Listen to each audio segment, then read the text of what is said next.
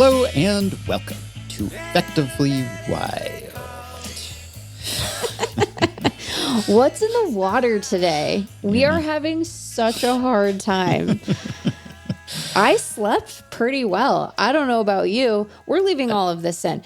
You're Ben Lindbergh of The Ringer. I'm Meg Rowley of FanGraphs. You pick up the slack. I'll just stay quiet. You do the rest of the intro. At the benevolence of our kind Patreon supporters. This is Effectively Wild episode 2437. Yes, very important to specify that because there's no other way anyone would know. Never be able to tell. Effectively Wild is a FanGraphs baseball podcast. True. And we apparently need the weekend to get here as soon as we possibly can. I don't understand. I had notes for both of our segments. I feel like we got at what we needed to in terms of our previews. By the kindness of our guests. Well, more Annie than Grant, if we're being completely honest. But discombobulated. Here we are, though. We have arrived. And we will soon be previewing two teams with the aforementioned Annie and Grant. Grant first, and then Annie. That would be Grant Brisbee of The Athletic, who will be here to talk about the San Francisco Giants, and Annie Rogers, who will be here to talk about the Kansas City Royals, whom she covers for MLB.com. And yes, I'm a bit frazzled on this Friday, and there was a point during the Grant segment where I was trying to type in Giants in the baseball reference page, and I just typed in Grant Brisbee, and nothing happened. Did you really? Yeah. That's great. He's not on that's there. Delightful. So yeah, that didn't get me anywhere, really. But the conversation was fun. So we've got previewing to get to, a prelude to our previewing. Yes. So one thing, we got a little insight into what MLB TV will look like now in this world where ESPN owns and operates it. And this was making the rounds on Blue Sky, courtesy of Effectively Wild listener Peter Labuza. So essentially what is happening here, well, my expectations were so low, or my expectations for hoops to jump through and charges to be assessed are so high that I think I'm actually relieved. Okay. Which is maybe sort of a sad commentary on a state of affairs. But it sounds as if we will not have to pay anymore unless we mess up. Okay. And they are certainly hoping that we will. Oh, yeah. But it will be on us to some degree if we do. So here's how it will work. The price will be the same. Okay. So that's a relief, a stay of price increase, at least for this year. So I'll take it. But you will have to do a little bit of signing up and canceling. So you can't just get MLB TV anymore. One does not simply purchase MLB TV without buying or getting access to ESPN Unlimited. So you have to have ESPN Unlimited to get MLB TV. Okay. The silver lining, the saving grace here is that they give you ESPN Unlimited for free for a month. And then you have to remember to cancel it if you want to. I mean, there are certainly many uses for ESPN Unlimited, and many people subscribe to ESPN Unlimited. But if you don't want to, if you just want your baseball and your MLB TV as you've always had it for the same price, then yes, you have to have a subscription. It's available via ESPN, and it includes a 1-month free trial. So first of all, there's all kinds of confusing terminology because everything is just, is it ESPN, ESPN Plus, and ESPN Unlimited are two different services. Like everything has been rebranded constantly. Streaming services are changing names, and sometimes they're just called ESPN. And then Apple TV refers to now multiple things, which is important to me, the lone Apple TV subscriber out there. Yeah. So ESPN Unlimited required to purchase MLB TV. So that sounds bad, but they do give you ESPN Unlimited so that you can purchase MLB TV. You just get a 1-month free trial of ESPN Unlimited. And then after 1 month, ESPN will auto-renew that ESPN Unlimited subscription at $30 a month. So they are hoping that you will not remember to cancel that and that they will have you on the hook for that too. But there is a way around that, at least, where you can continue to get MLB TV without paying more than you were before. What if you have ESPN as part of like a Hulu Disney Plus bundle? Yeah, then things get complicated. I don't know. I don't know. I mean, probably there's a way to do it, I guess. Do I have to sign up for something extra? Maybe. I mean, like, does a theoretical person who maybe doesn't have a team login have to sign up for something extra? I guess it depends on whether you have access to ESPN Unlimited already through whatever access to ESPN you have. But after that initial purchase, which is not really a purchase until a month later, then an ESPN subscription is not required to maintain your MLB TV subscription. So it's a little bit of BS. It's a little bit of jumping through hoops and remembering to cancel things. Yeah. But I guess my expectations were so low because I figured, they'll make us buy something else permanently to get this thing, or they'll raise the price for this thing. And to be clear, they still might at some point, right. But at least it's a 1 year reprieve. Yeah, year one, right. And I think there's some history of ESPN doing that. Like they lock you in. It's the whole inshitification kind of concept or whatever. They have you on the hook. But at least for now, you can continue to get MLB TV for the same price as long as they don't catch you sleeping and you don't forget to cancel this thing that you may or may not want. So it could be worse is what I'm saying. Could be better, which is just the way it was before. Right. Before, I guess, Rob Manfred screwed up with the whole opt-out arrangement for ESPN and then had to claw back that cash somehow. And then I guess just gave MLB TV to ESPN to make up that lost revenue and maybe some more. But it means that it's a little more complicated and there is some potential for some consumers to be confused and to end up with something that they don't want and to be paying for something. But if you're vigilant and you're on top of things, you can come out of this not subscribing to or spending more than you would have. So we'll take it, I guess. I mean, we'll have to take it because we don't really have a choice. I think that something that should be required in these processes is that, like, the people who make the decisions should have to be the people who our parents call when they're confused about those choices, right? They're at a remove. This is a much smaller scale version of like the billionaire problem where it's like, of course, these guys have become disconnected weirdos. They never have to interact with a human person. They're not paying. And so they have none of the normal social incentives to make like pro-social choices. And I think this is a smaller version of that, where it's like the person who is sitting at ESPN and is like, this is what the workflow is going to be. They just will give their parents their login. The rest of us have to field phone calls, Yeah. And that's not right. And maybe less specifically me, because my dad works in tech and so is actually more tech savvy than I am, despite being older. But the hypothetical person the hypothetical millennial whose parents just want to watch the Kansas City Royals out of market because they retired to Florida. I don't know. I'm constructing. It's like I sound like Chuck Schumer talking about the Baileys or something, but like they should have to field that person's phone call. You know what I mean? They should have to be the one who's like, no, you sign in here and set the reminder on your calendar to cancel. They're not going to have to. I'm just saying. They're not going to have to field the phone call. That should be part, just like as I'm here offering feedback to ESPN that I'm sure they really want. If you are going to have a song in your college basketball promo, you should have to license good stuff. You should need to license real music, not whatever I love basketball song you've got going. I see that god dang promo so much, and I need a pickaxe to remove that song from my brain. And it's not a real song. I mean, it's a real song in that I don't think like it's an AI song. So I guess that's, a small but meaningful distinction in our current environment. But you should have to pay for good stuff, I'm not even talking, you can't be, you need to license the Beatles. You should have to spend that kind of money, or the Eagles, which we spent part of our Patreon episode revealing we're not actually the Eagles, they're just Eagles. Just Eagles. Yeah. What is that?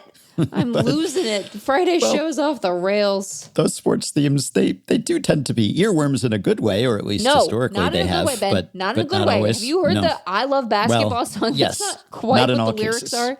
Yeah. But like, that's basically what the lyrics are. Like, basketball. I can't even, This won't come up on our Royals preview, but they are one of the teams that will now be broadcast by MLB in 2026. And that's great, actually. Yeah. And well, then you can sign up on Royals.tv for that, and you can get it on the MLB app. And it's also on cable and satellite. So you don't have to if you're someone who prefers to be on the linear TV and not cut the cords. You can continue to do that. You have options. And maybe if you've already been an MLB TV subscriber, then figuring out this ESPN rigmarole might not be too much extra work. There is, I guess, the consideration that it says that you get this free month if you're a new subscriber. And what if you have previously been a subscriber and you're not now, but you want MLB TV? Then will you be ineligible for the free month because you have subscribed at some point in the past?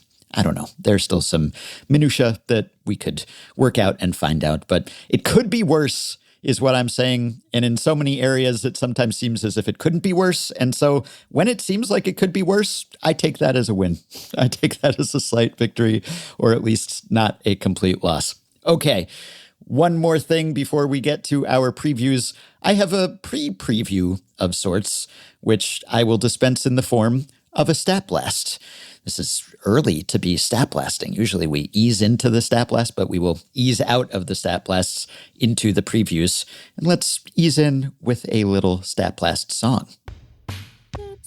They'll take a data set sorted by something like ERA- or OBS plus, and then they'll tease out some interesting tidbit, discuss it at length, and analyze it for us in amazing ways. Here's today's Stat Blast.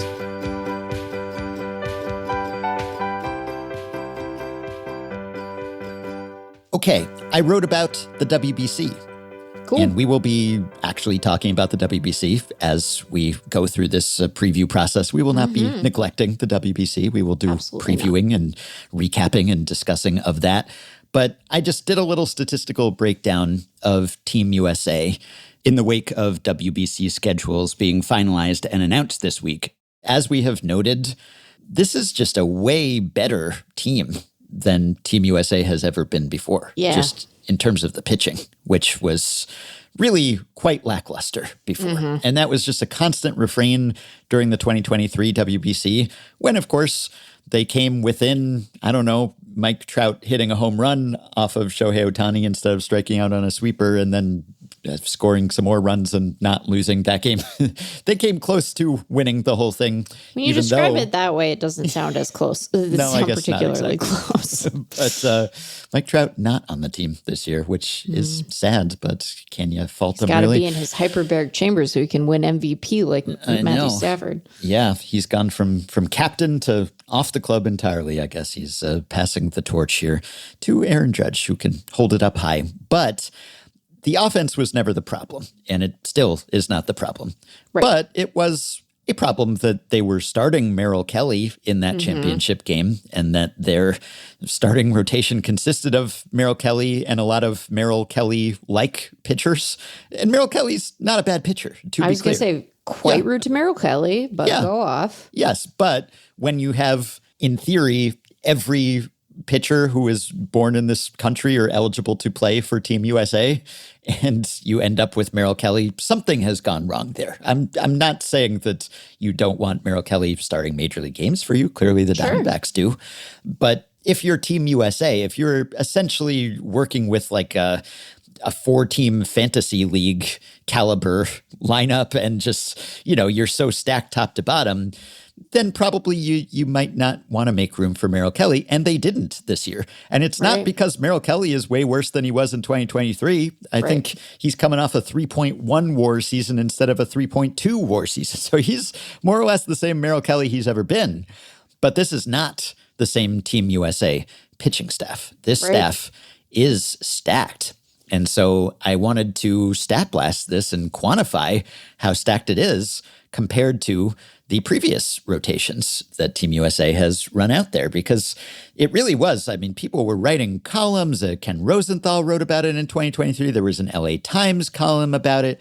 Everyone was bemoaning, lamenting, questioning, why can't Team USA recruit the top pitchers? Right. Because other teams did. Shohei Ohtani was pitching for Samurai Japan. And, well, Julio Urias was pitching, which at the time I guess was seen as a good thing. And also Yu Darvish and Sandy Alcantara and Christian Javier and Pablo Lopez and Jose Barrios. Like, there were, not all of the great pitchers who were eligible to pitch for other teams pitched, but certainly a higher percentage of the top targets did suit up for those teams.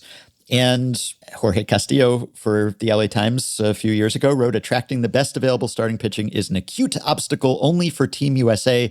Take a look around the tournament. The best pitchers from the other contenders are participating. And people involved with the program talked about this. And Mark DeRosa said it.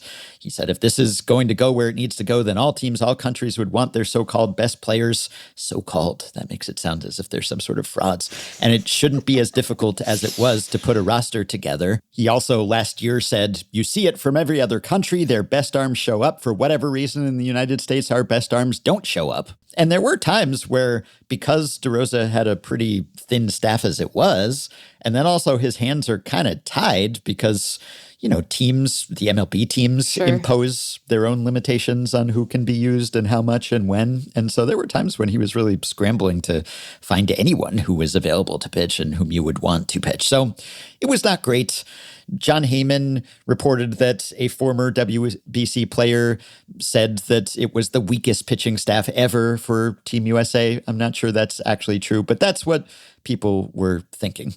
And this had kind of been a common theme. And yes, the U.S. won in 2017, but going 1 for 5 when you're Team USA, it's not impressive. Granted, It's a global game and there's a ton of talent on many of the other rosters. But even so, it's, often on your home turf and you do have the large population and you're the birthplace of baseball and all the rest. Like the combined population of, the U.S. population is about as large as Japan's, Mexico's, South Korea's, Venezuela's, and the Dominican Republic's combined. So, even if Team USA wins once, it's like, well, good job, I guess. You sort of had a head start from a population and also originating the sport perspective. So this time, though, they really seem to have cracked the case. And this is a real humdinger of a starting staff and an entire pitching staff. A humdinger. Yeah, we should use that more often. I know I coined the saying, you can never have enough pitching, and made it into the maxim it is today, but this might be the rare exception. I think for at most 7 games, this might be enough pitching. Famous last words. I made a table and some graphs. Wouldn't be a Ben Lindbergh article without some of each of those. Sure. So I identified the top 4 starting pitchers on each WBC Team USA squad. Okay. So for each of the 6 WBCs. And then I looked at, I came up with one number, which was just the average of their preceding season WAR heading into the tournament, and then their projected WAR for that season. And Dan Zaborski helped me out by sending me a giant data dump of old Zips projections, which came in handy. Yeah, so the best staff actually prior to this year was the first one in the inaugural WBC, which is 20 years ago now. Yeah, it doesn't seem like it was that long ago, but then you look and so the best starters on that staff by this metric were Dontrell Willis, Roger Clemens. So yeah, it was a while ago. Yeah. Jake Peavy and Al Leiter. And Al Leiter wasn't really even good at that point. That was as good as it got for, the next 20 years. 2009, it was Jake Peavy, Roy Oswalt, Ted Lilly, Jeremy Guthrie. 2013, it was Gio Gonzalez, R.A. Dickey, Ryan Vogelsong, and Derek Holland. 2017, when they were triumphant, it was Chris Archer, Danny Duffy, Tanner Roark, and Marcus Stroman.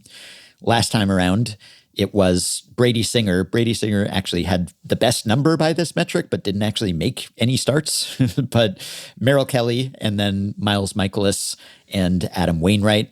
And now it's a night and day difference. Yeah. Because you have Tarek Skubal, Paul Skeens, the reigning Cy Young Award winners, Logan Webb, whom we will talk about shortly, who is fantastic too. Yeah. And Joe Ryan. If Joe Ryan's your fourth starter, right, yeah, you're doing something pretty well here. And it's not only just the top guys, but the staff runs pretty deep because the fifth and sixth best starters by this metric, well, another guy who might come up later, Michael Waka and Matthew Boyd, who aren't a big step down from Ryan in terms of this number. And the fifth and sixth string starters on this staff have better numbers than the fourth best starter on any previous roster or the third best starter on the 2023 team. Wow. And this year's seventh and eighth best starters, who would be Clay Holmes and Clayton Kershaw, are better than the third ranked starter from 2013, who was Ryan Vogelsong, as mentioned. So it's not just that collectively this is the strongest starting rotation, but actually in each starting slot. So if you compare this year's number one to all the previous number ones and this year's number two to all the previous number twos, in each slot, this year's guy is the best guy, down to Joe Ryan and beyond. So it's just like lapping the previous crops of pitchers that Team USA has assembled. And I went beyond this, and I made some graphs of just the total team WAR broken down by pitchers and hitters. And I just made a bar chart and just compared each of the Team USA squads. And I just added up all of the WAR in the preceding season for all the pitchers on the roster, and also all the WAR for the upcoming season, and again, the average of the two. And it just blows everyone away this year. It's like leaps and bounds and heads and shoulders. I guess bars on a bar chart don't have heads and shoulders, but it's a big part of the bar above the other tops of the bars. So it's a 45.9 cumulative WAR produced last season by the guys who were on this roster, the pitchers alone. And the previous high was 37.2, but that was way back in 2006. Since then, the high is 2023 with 26.8. They basically added 20 WAR. Wow.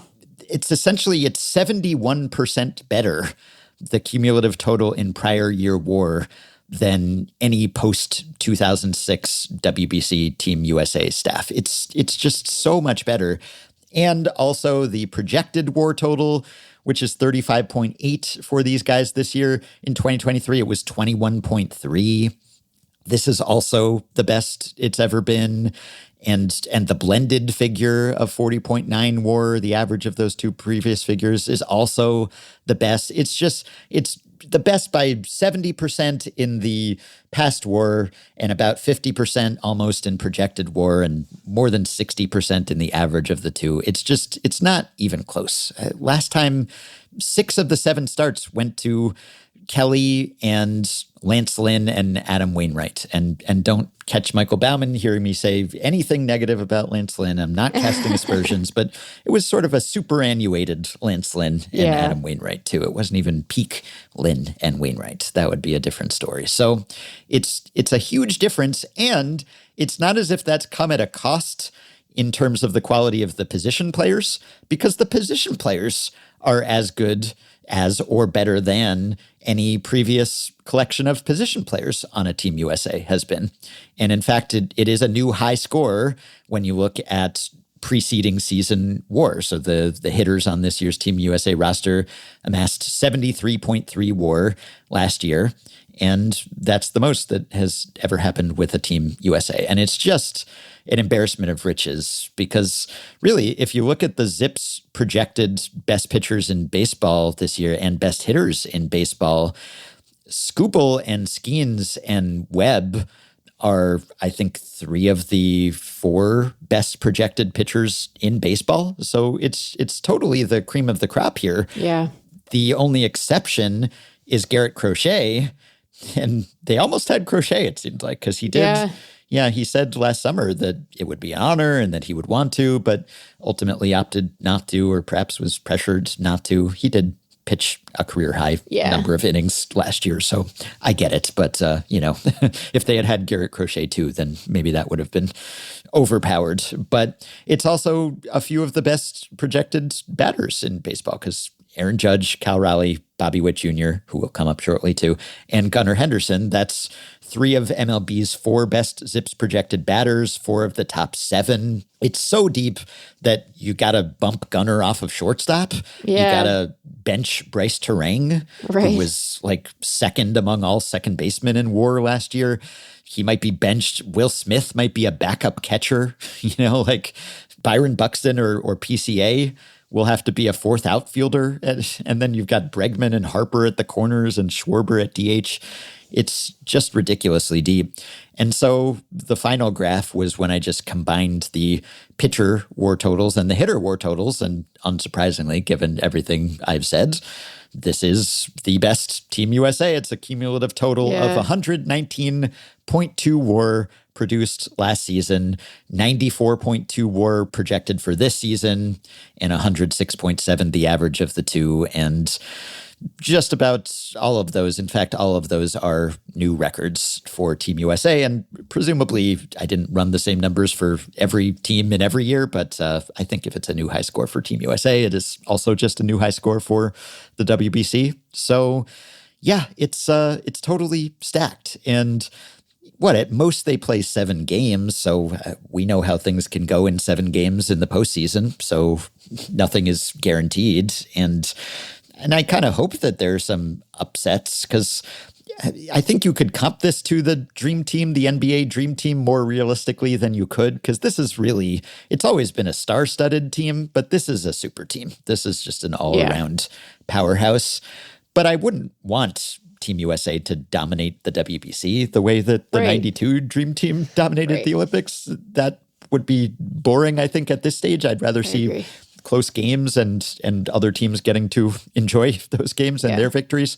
And it won't be lopsided like that because, there are a lot of other stacked teams too. And Japan's really good and the Dominican's really good and Venezuela, on and on. Sadly, Puerto Rico less good than it could have been because of all the insurance issues, which really stinks. But there's going to be some competition. However, Team USA is, if you look at all the prediction markets or the betting odds or what have you, it's a pretty heavy favorite this year in contrast to 2023 when the DR was actually favored by some sources. So it really is kind of a new day. And I don't know, I'm not like celebrating this exactly because, I'm not Mr. like jingoism when it comes to international sporting events. I just want to see some good games. I want to see some close games and some exciting games and everyone getting into the WBC the way that we all did in 2023. But it is really striking how just all of a sudden the pitchers decided, okay, we do want to do this. Actually, we were holding out for so long. And DeRosa sort of forecasted that this would happen last December. They got a boost from Skeens committing last May, super early. Yeah. And I think that was probably pretty influential. And then Skubal got on board late in the year. And I don't know that it's that DeRosa did a better job of being a baseball lobbyist or something this year or being a better recruiter. He said himself in December, I think guys who watched in 23 and saw the game against Japan, saw the iconic moment between Trout and Ohtani, saw Trey Turner's grand slam against Venezuela. It's like, man, these are moments in time and you got a chance to do that. Yeah. My pitch has been completely different this time. It's like you're going to miss out on 3 weeks of the greatest time of your life as a ball player unless you win a World Series. That's what this is becoming.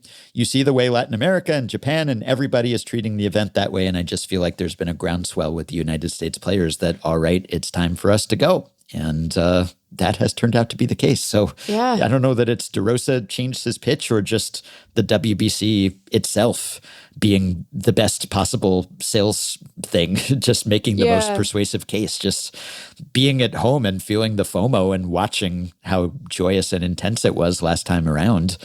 Why would you not want to do that if you can? So I'm sort of not surprised. It's like all at once. And I guess it just takes some time. And I get it. I get why people were reluctant at first and they're thinking, why do I need this? And there's no history. And is there really going to be any cachet here? What will this mean? Won't it mean more if I have a better regular season and I make more money and I win the World Series. And some players were actually kind of antagonistic. Noah Syndergaard in spring training in 2017, he was asked if he regretted not joining the team. And he said, nope, not one bit. And then they asked him why. And he said, because I'm a Met.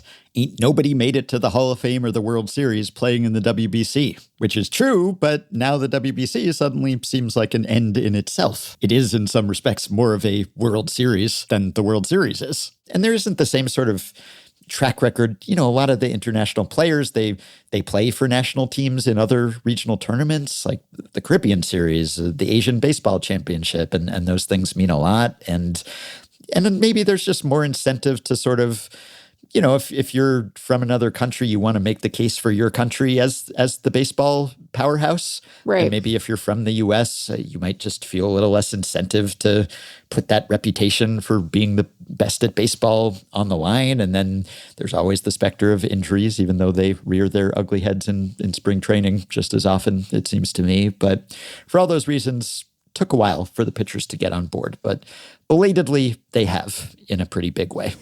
Took a while, eh? I beat you. I found a little way around it. You did. That was not conscious. That was just a happy accident or an unfortunate accident from your perspective. But I commend you on, as always, just being ready to seize on any opportunity. Always prepared. Mm-hmm.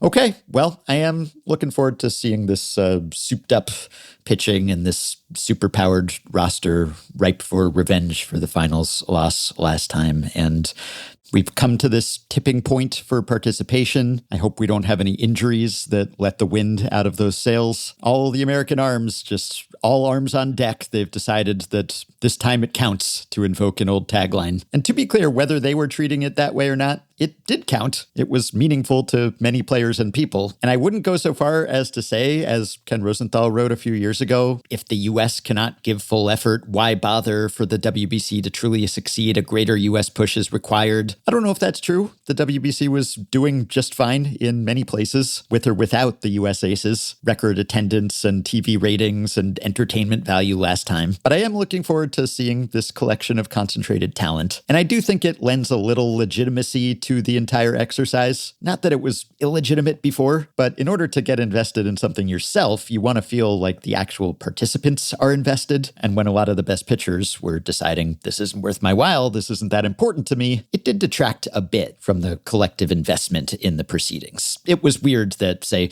the 5 most valuable MLB pitchers of the WBC era, Justin Verlander, Clayton Kershaw, Max Scherzer, Zach Greinke, and Chris Sale, have never thrown a pitch in a World Baseball Classic. Kershaw tried last time and presumably will succeed this time. But I do think if you want a truly world-class event, it helps to have more of the great players treated as one. Just excited for the WBC, just in general. So we will be talking plenty about it, and I will link to that piece if you want to see any of those handy-dandy, fancy-schmancy graphs and tables that I made and look at the numbers, because it is quite striking. This is not your, I don't know, what relatives Team USA WBC team it would be, but the mindset has changed, and so have the rosters. All right. Let us take a quick break, and we will return with Grant Brisbee to talk about the Giants, followed by Annie Rogers on the Royals. Effectively wild, it's war with a smile. Effectively wild, it's the good stuff. It's baseball nerd stuff. We hope you'll stick around for a while. Effectively wild. Effectively wild. Effectively wild. Effectively wild.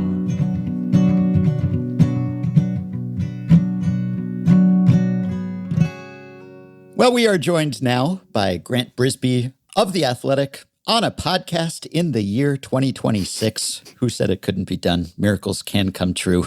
Hello, Grant. How's the old voice doing?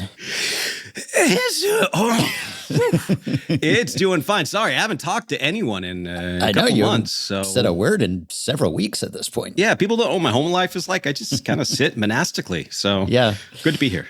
Well, we have so much to say about the San Francisco Giants, but since you have not published an episode of your podcast since December 19th, I believe, are there any takes just saved up from the past 6 weeks that you just have to get out there in podcast form? You should have seen like the group chats with Andy, Sam, and producer Brian, where Andy is like, so have you guys both seen Boogie Nights? You're going to love where this is going. All right. So you remember the scene where like Dirk is like, hey, Jack, ready to go, ready to shoot? Like that was Andy after Kyle Tucker. He's just like, man, I got to talk about Kyle Tucker. Please, let's just do an emergency podcast right now.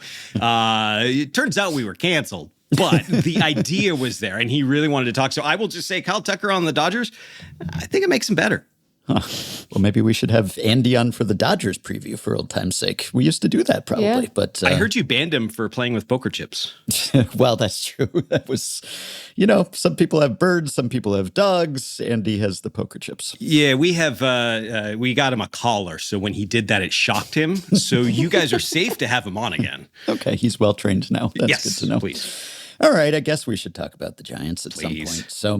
So we rarely open one of these preview segments by asking about a manager or talking about a manager. In fact, I'm pretty sure that there have been preview segments in the past where I have entirely forgotten to ask about a new manager, or maybe remembered at the last second, oh yeah, right, hey, they hired a new manager, which is maybe a reflection of managers' position in the pecking order of the sport these days. But in this case, I think we can make an exception and we can lead with a managerial hire, because this was a weird one. This was a fun one. Take us through the Tony Vitello experience so far and what you expected to be and how you think Buster Posey arrived at the decision to hire him. What you expected to be? But I don't know. The guy came from college. It's not even the minor leagues. It's a whole different thing. No. I go back and forth because I'm like, you just mentioned it. What does the manager actually mean in 2026? Like, are we over amplifying the importance? And then sometimes I go the other way and I think, no, I'm under, I'm not looking at this enough. You're thinking Bob Melvin's got this on lockdown. He's been doing this for so long. Maybe I'm not looking close enough at how he's getting these guys motivated. And then I go back to, but they're millionaires at the top of their profession. They have worked hard to get here. They don't need someone to say, hey, can you do stuff that helps the team, helps you make more money? Like, they don't need that. So what does a manager actually do? I don't know. Is it just a vibes curator? It's not like we've moved on from I can't believe he's bunting here. Like, we've totally left that in the dust. And so I think it's just vibes curator. Is that too glib? If it is, what will Tony's vibes be like? Good? I mean, I think that's the idea, is that you can't find someone to say, no, that guy did me dirty. That guy, I didn't know where he was coming from. Just a miscommunication. Boy, we were talking over each other's heads. You never hear that. It's just this guy, solid dude, just a great guy, really understands the game, cares about people, all that stuff. So until we get to him coming out the first day and calling for a reliever that's not warmed up or something brings him to his attention. I think the best manager is a manager who you just don't notice, and maybe that's what the Giants are going for. But again, I don't know, man. The manager might be new, and we might not know what to expect from him. And some of the guys that he'll be managing are new, and we maybe know what to expect from them. The Giants have made some free agent additions this offseason. Let's start, though, with the position player additions, because I think that you could argue one of them makes them obviously better. One of them maybe makes them better than they were relative to last year. Actually good. Still to be determined. Tell us about the decisions to bring Harrison Bader and Luis Arraez into the organization.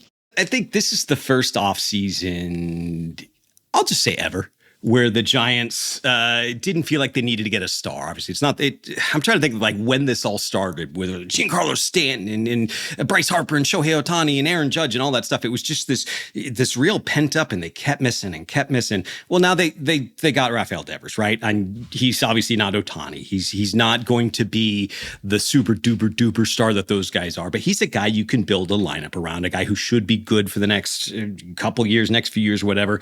So with that out of the way, it was kind of of a maintenance offseason, and that sounds like damning with faint praise, but I think it's what they needed. I don't think this was a team that was one Framber Valdez away, or I'm trying to, one, it probably was one Kyle Tucker away, actually, now that I mention it. But they couldn't do that. They knew their limitations. So it was just, how can we make this team better? We can really improve the defense and center. One fell swoop, boom. The team it just improved a whole bunch over last year. Luis Arias at second base. Well, that's funny.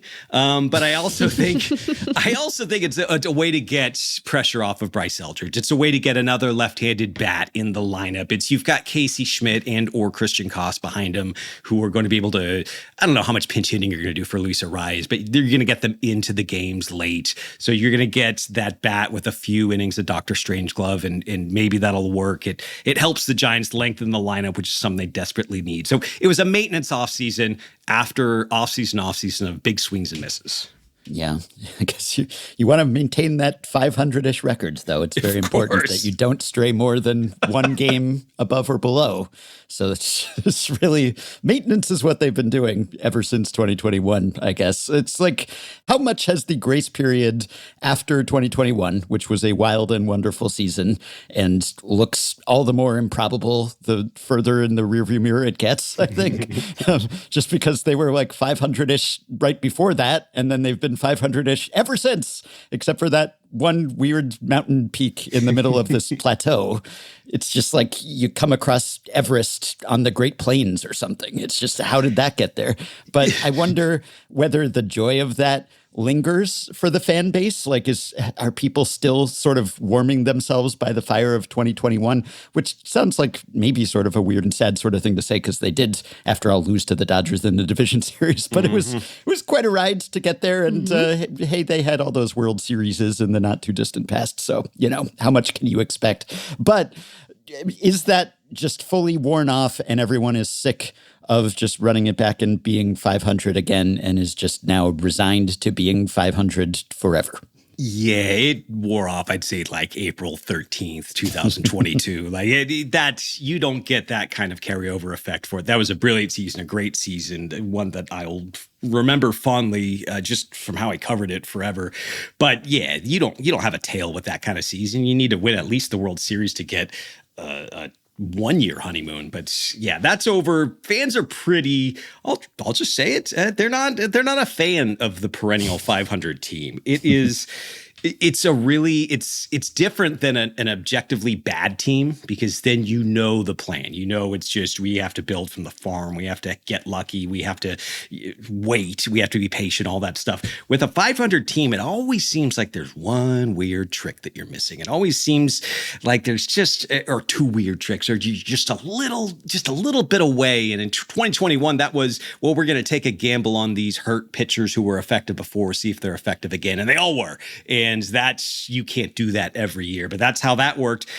Ever since then, it's been, I think you can describe the Giants as a 500 entity year after year, because they're not getting any help from the farm as far as position players. They are not, I guess Elliot Ramos, I take that back. Elliot Ramos is a little bit of a help. Patrick Bailey, of course, but you're not getting these guys that are coming up to fill injuries, guys that are coming up and surprising. If you think back to Pablo Sandoval, who wasn't even on the Giants' top 30 prospect lists before he made his major league debut, like, they're missing these kind of home runs from their own farm system, and it's creating just this long tail of players who aren't helping them win. Well, when the weird trick could be Kyle Tucker, as you said. So when you said that they couldn't do that, were you thinking of that more in terms of they wouldn't do that? They have some sort of self-imposed financial constraints. They have actual financial constraints. They just can't woo someone away from the Dodgers. What exactly was contributing to them not being able to do something like that in theory? Like, are they the type of organization that could conceivably do something like that, even though they didn't do that specific thing? I think before Devers, they would have considered it. But Tucker's a real tricky one, because I do think, A, the Giants can't afford him. B, the Giants wouldn't. So that's two very different things. I think, of course, they're a very well-run team that makes plenty of money. I don't think they would, because I think they invested a lot of money. And this is just me talking out of school. I don't have any sources or anything like that. But they invested pre-pandemic a lot of money into commercial real estate. And that has not been in San Francisco the best investment. So expectations, I'm sure they're not going to have to move into a smaller home, but expectations have been lowered for what the Giants are going to be as a money-making operation. So I don't think, but they can spend on Kyle Tucker. But for me, the reason I didn't beat that drum is just, this is so nerdy, but his exit velocity in that ballpark, I just see him being 32 years old with a 750 OPS and forever. You know what I mean? And then he's just 36 with a 750 OPS, except he's got 300 at-bats now. I didn't want the Giants and Tucker to be necessarily linked up for a big, long mega deal. What the Dodgers get, I'm sure. Yeah, so Giants fans actually get the last laugh. Ha ha, Dodgers, you got stuck with Kyle Tucker. We didn't want him anyway. Yeah, no, he's very sour. Very sour, Kyle Tucker. But if the Giants are going to take that big 9-figure swing, I want someone who can, if it's a left-handed hitter, I want that left-handed hitter to be able to hit the snot out of the ball. That's a must. Well, you've brought up Devers a couple of times, so maybe before we pivot to thinking about some of the pitching that they're going to have this year, we can take in the Devers of it all. First of all, what position is he going to play? Is he excited to play that position?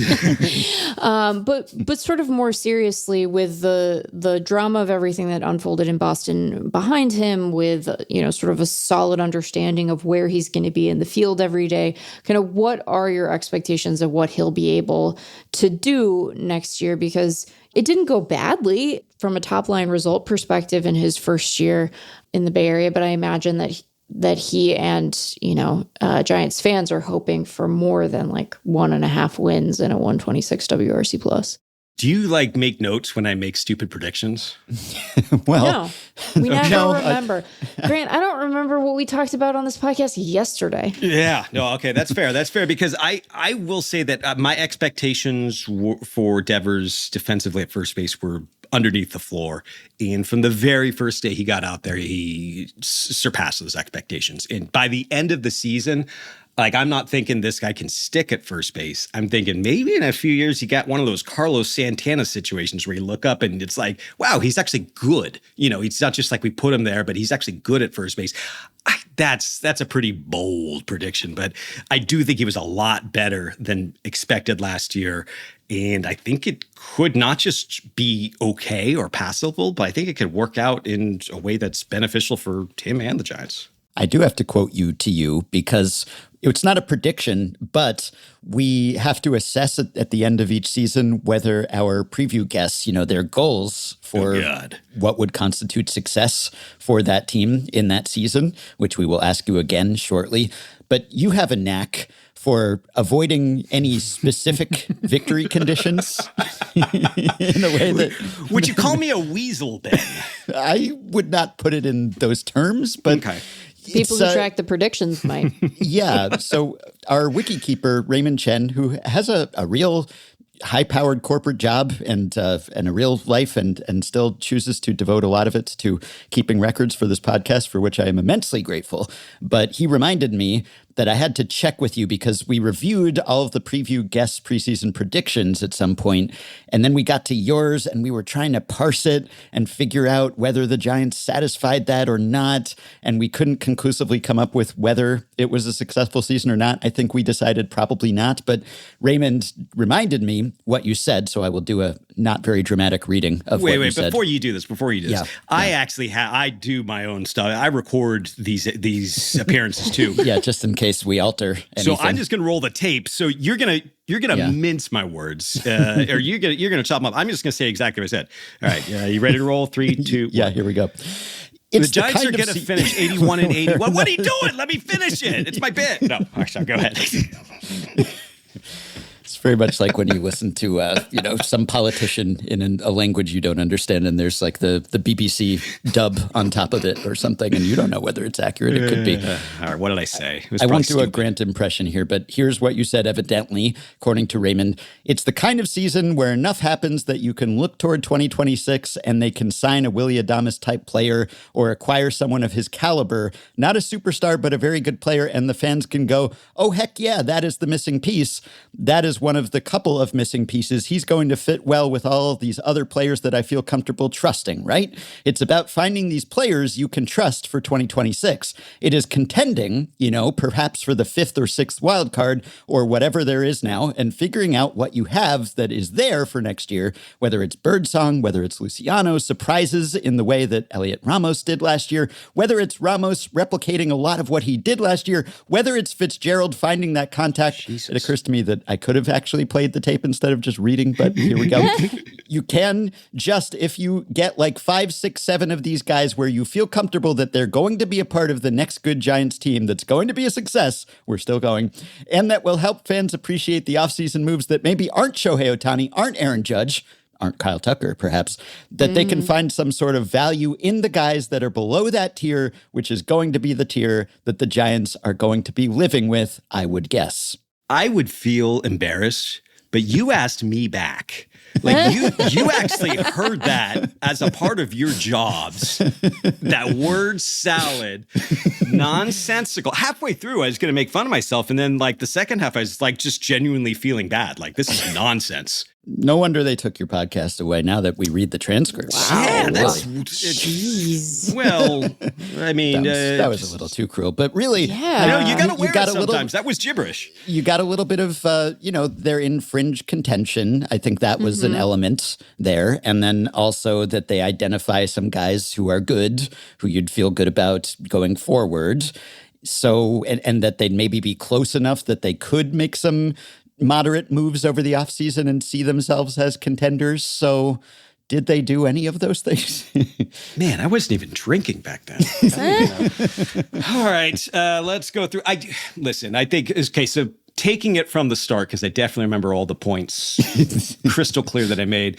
Right. They did do so they're looking for the Willie Adames type guy. They got him in Devers. That was a mid-season thing that can feel like an off-season thing. They did not get that push forward from last year was weird because you had Tyler Fitzgerald in everything you can see on the paper, all the red ink, you're saying, yeah, this isn't going to work. Like too many strikeouts, the velocity's not there. He's not hitting the ball hard enough. It's not going to work. But he's a 3-win player, one of the fastest players in the game. He's coming off an 831 OPS, a 135 OPS plus. And it's like, how can you not try him, right? He deserved this. And then he gets in and he doesn't keep the job because he's not really a major league starter, at least not yet. So the Giants had a lot of that to where you have Ramos is coming off of an all-star season and he is very mid, especially towards the end. His defense is getting rougher as he's getting deeper into the hole. And you're not getting that emergence of a Fitzgerald, of a Ramos. And I can hear myself. I am just going loops again. You're doing it again. Yeah, I'm doing it again, baby. They didn't We'll never know whether the Giants' 2025 season was a success. I guess maybe it defies really categorization because they were so stubbornly mid. Yeah. I mean, if that's what Fitzgerald is, then he's in the right place. He's come to the right team because they're the most mid team imaginable, right? It's 81. I guess what you're asking me to describe is like they weren't a winning team, they weren't a losing team. How can you choose which way it went? I don't know. Was it good? Was it bad? It was right smack dab in the middle. Give me 15 minutes about your thoughts on the color gray, and it's like, you know what? Yeah, this is a trick. This is you're tricking me. Listen. It was they acquired the big guy. And towards the end of the season, you could see that the lineup, what it looked like when it was working well. Now you've got Devers settled in. Adames had a miserable first couple of months, really started to swing the bat well to the point where he's the first 30 home run hitter since Barry Bonds. I mean, I'm not sure exactly when he had like 8 home runs, but it was a real August 27th, like, wow, he could hit 30 home runs kind of thing. He came on real late, real fast. So when you're ending the season with that kind of offense from players you've heard of. It's not Tyler Fitzgerald now. Now it's Willie Adames. Now it's these guys, and they look like a functioning lineup. It was a better way to end the season, winning and hitting to get to 81 and 81 than it was to do that at the beginning and then lose your way to 81 and 81. Doesn't mean it's fun, but it's still, you can at least look at it as something is going in the right direction offensively. Well, Raymond, I tried. You can figure out whether that settles it or not. By the way, Devers doesn't break the Bonds drought, right? Because he hit 20 with the Giants. I know he reached 30 with the Giants, but that doesn't count, does it? This is Willie Adames. Oh, Adames, right. Yes. Okay, that counts. He did that all with the Giants. Yeah. He didn't hit his second home run of the season until the 30th game. Like, he was stuck on 2 home runs until the beginning of May. Like, it's just, he was not a power guy. And then all of a sudden he finishes with 30 home runs. And the other Bonds curse will be broken too, right? Because Elliot Ramos might be out there and left on opening day. And sweet summer child. They still play baseball in the spring. They run around with their hamstrings and their ankles. Ben, you really screwed up. Yeah, but that should also end the other curse of Barry Bonds. Fingers crossed. Sorry, I want to key in on Adames in like a semi-serious way. Sure. For a second, which is clearly the tone of this preview. You know, you're right to say that like he started out abysmally slow and then was able to turn it on in a way that I think made everyone kind of exhale. But like, what are your expectations for what he's going to be able to do this year? Because Adames is one of my favorite players, and also he is prone to these like long stretches where he is less productive than you would hope he would be. And you know, he's not in the Trop anymore, and his eyes seem like they work. So what do we attribute that first half to, and then what are you hoping for from him in 2026? I don't like to just get into a player's brain and say, well, he was just nervous or he was trying to play up to the contract. But it's obvious that that's a possibility. It seems likely. It seems Occam's razory. So I'll go with it. What I will say with Adames is that I've obviously seen a lot of hitters go through slumps and be completely lost, but I don't remember a player who had such different seasons defensively without being injured, where in the beginning of the season, it was legit like, I don't know if he's a shortstop next year. Like, I don't know if he's a shortstop in 2027. You're looking at this and the hands aren't sure, the range is fine, whatever, but you're just looking at it and going, I'm not sure that he's cut out for there. And then by the end of the season, he's making daily plays where you're going, there's that guy. Hey, there's the old WAR accumulator. And I don't remember seeing that with a player. It was so night and day. And maybe that's also because of the contract situation and feeling comfortable, or maybe he's just a player who's prone to defensive slumps that are longer than you're used to. But by the end of the season, you had a guy with 30 home runs just playing the dickens out of shortstop. And that's a player you want. So it's hard to divorce those first couple of months because they were bad. They were scary. And like, now you're thinking this is the Giants' one big free agent shot, and they totally whiffed it. By the end of the season, you're thinking he's going to help the Giants get to where they want to go, where the fans want to go. So you don't have to worry about this guy. You don't got to worry about Chapman. The Giants have more. You shouldn't have to worry about this players than they usually do. And I think that's leading to the optimism, if you can call it that. Speaking of strong defenders who also started the season slow and also continued it slow part of the time too. I had to rank catchers recently, and so I had to try to figure out where to put Patrick Bailey. And last year, I put him very high. But this year, I struggled because a 70 WRC plus, that's a different beast than an 81 WRC plus, and also a 29-point-something% strikeout rate and just 6 home runs. I mean, you got to give me something, Patrick. And then I'm thinking, I don't think the challenge system is going to kill his value or anything, but even if it just trims the framing value slightly and he doesn't make that up in some other way, then what is he exactly? And it's not like you could look at some underlying numbers and say, oh, but he hit the ball so much better than the number suggests. Not so much, right? So is there more in there offensively? And if not, is that okay?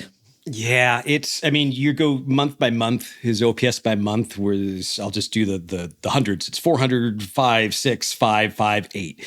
And if you got a 674, especially at Oracle Park, that'll play for a guy with that kind of glove. He hits, like a 230, 330, 340 kind of slash line. That combined with his defense, heck yeah, you sign that guy to an extension. If he hits like he did in September, where he's actually got a lot of power, he hit 2 home runs before September, then 4 home runs in September. If he gives you anything, yeah, he's like an all-star. In all those other months, man, I don't want to say it, but you're in Austin Hedges land. You are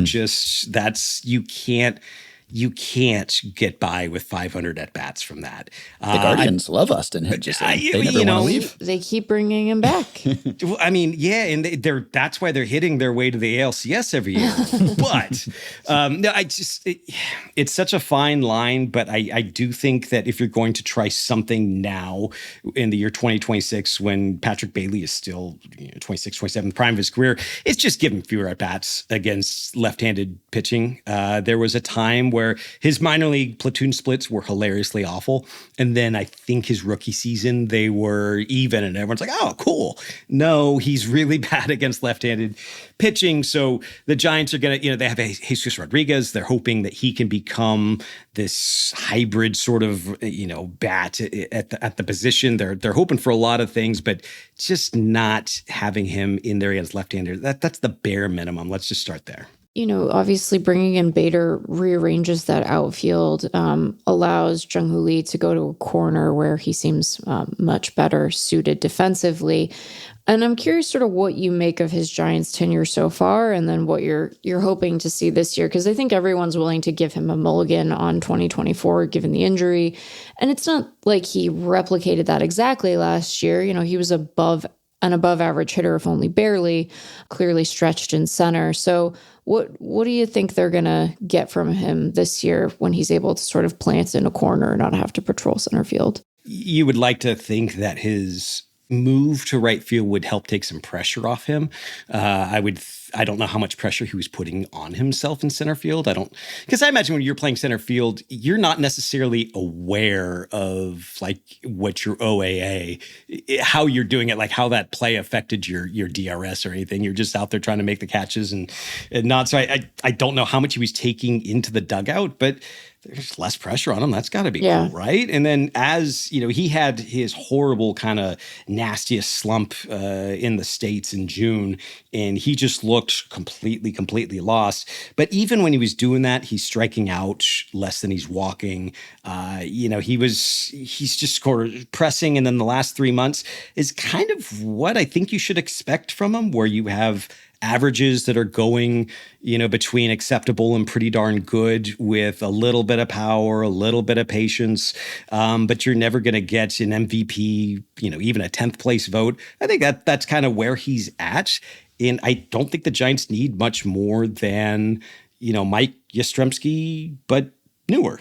It has been a running theme of our preview conversations with you for the past few years about, well, they just need that core, and they never got that core. And this generation of prospects largely failed to launch, and it is really hard to construct a contender when you don't get that. So what's the prospect of them getting that at some point? Is there now another generation of prospects coming along? Are there changes in player development that lead you to believe that maybe there won't be a failure to launch next time? The system was built on a lot of international signings that really kind of hit right away in terms of the prospects profile, whether it's Marco Luciano, Alexander Canario, Luis Matos, like that was the core. But as it turns out, and I've been doing some research on this, it turns out that projecting teenagers to be good major leaguers is fraught.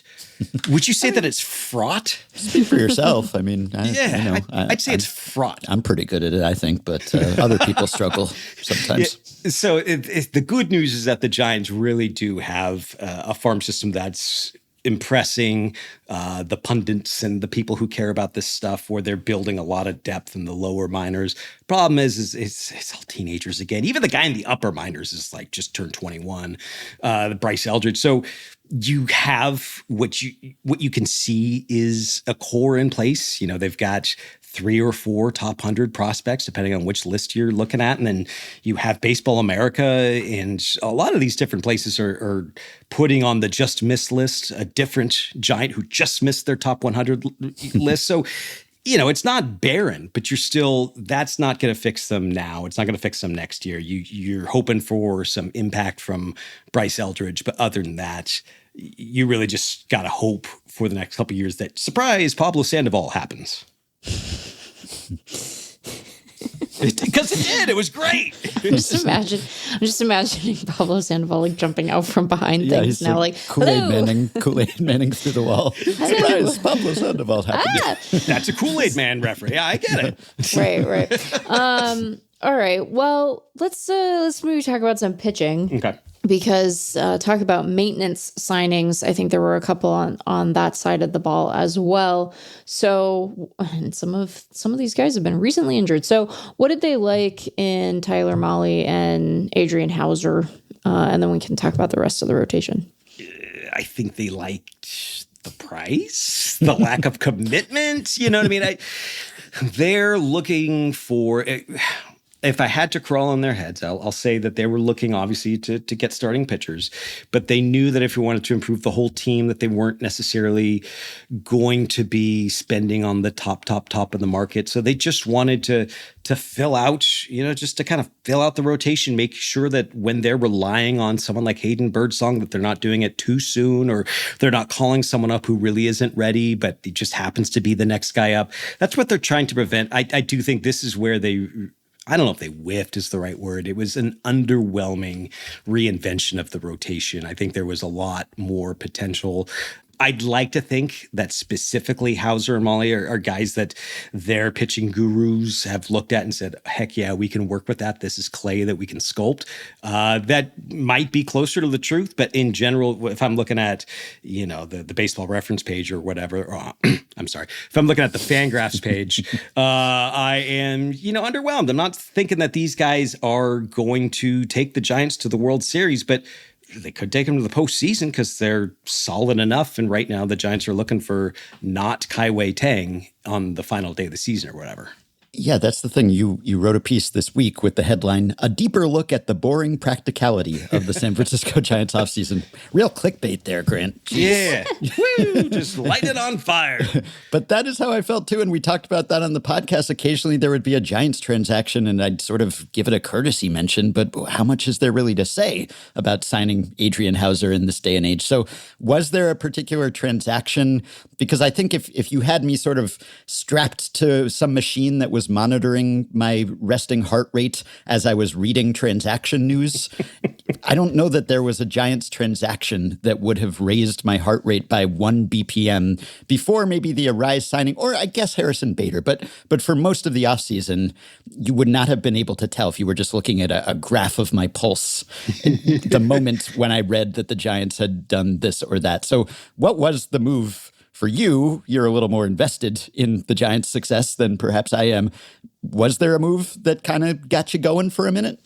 It's tricky because, the number one pitcher on the market, Valdez, is a bit of an oddball. It's you're not necessarily sure what you're going to get with him personality-wise. That's not just based on the cross-up incident, but just, it's not one of baseball's little secrets. And so after that, well, is Dylan Cease really the answer? He's good, but he wasn't my favorite.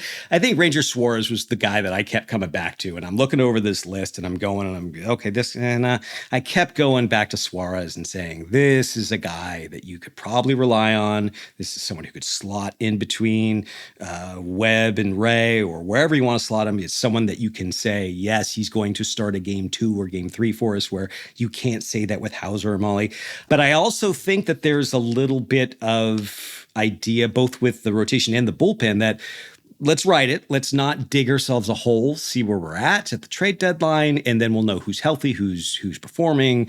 Hopefully our farm system's in a better shape where it's exciting people as much as we're excited, because the Giants are excited about their farm system in a way that other teams aren't. And I guess that's pretty common around baseball to have a higher opinion of your own farm system. But in their idea of it, you get to the deadline, all these teenagers are really starting to blow the socks off of evaluators, and you trade for the right guy then. I don't like it. I just think Suarez was probably the guy who fit just perfectly with this rotation. If there's one guy that they already have on deck who is going to give them steady production, great production over a lot of innings. It's Logan Webb. I don't know that there's much new to say about Logan Webb at this juncture, but I feel like it would be irresponsible to do a Giants preview without mentioning Logan Webb. So here I am mentioning Logan Webb, and I invite you to say other things about him now that I've done that. I just think it's really cool that he exists. And what I mean by that is I like pitchers who go different directions, up, down, left, right. Like I love pitchers who can do that with command. I think Webb is really, really good at that and fun to watch. But I also just love the fact that he came out last year and said, I think I could miss more bats with a crappy fastball.